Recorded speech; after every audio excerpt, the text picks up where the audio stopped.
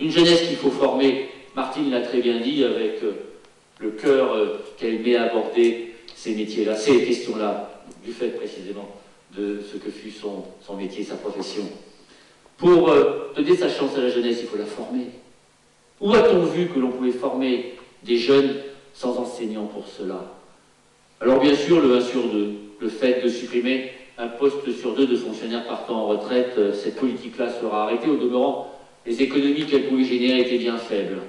On nous avait annoncé 1 milliard d'euros par an, puis 800 millions, puis 500 millions, et puis la Cour des comptes est passée par là, et la Cour des comptes a rendu son verdict, qui d'ailleurs n'est plus contesté par personne. Cette politique-là, qui a puissamment désorganisé les services publics de l'État, cette réforme-là, chaque année, n'a permis d'économiser que 300 millions d'euros par an. On mettra un terme à cette politique-là. Et on créera les postes dans l'éducation nationale. Et on les créera d'abord dans l'enseignement primaire.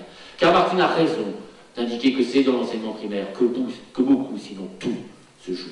C'est dans l'enseignement primaire que les enfants sont socialisés. C'est dans cet enseignement que l'on apprend à compter et à lire. C'est dans cet enseignement-là, et grâce à ces enseignants, que les inégalités familiales et sociales peuvent être le plus tôt et le mieux contrebalancées. C'est cela qui, au fond, permet la restauration de l'égalité des chances par l'éducation nationale, par ce grand service public de l'éducation nationale, malmené dans les conditions qui ont été décrites par Martine et auxquelles j'adhère, malmené par le pouvoir actuel que nous devons donc remplacer, ne serait-ce qu'à cause de cela.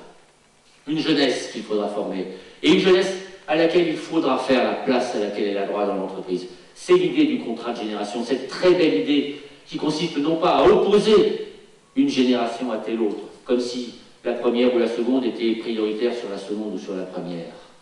Tout senior conservé dans une entreprise, dont on continuera à bénéficier de l'expérience, du savoir-faire, de la technologie, ce senior-là accueillera un jeune dans l'entreprise. Les deux resteront pour le premier, arriveront pour le second dans cette entreprise, afin que le premier transmette son savoir au second, afin que le second donne tout son enthousiasme et son envie de bien faire à cette entreprise-là. C'est ce flambeau-là, ce symbole de flambeau que l'un transmet au premier, c'est cela qu'il faut faire, bien sûr, dans le pays, mais de façon peut-être plus élémentaire dans chaque entreprise.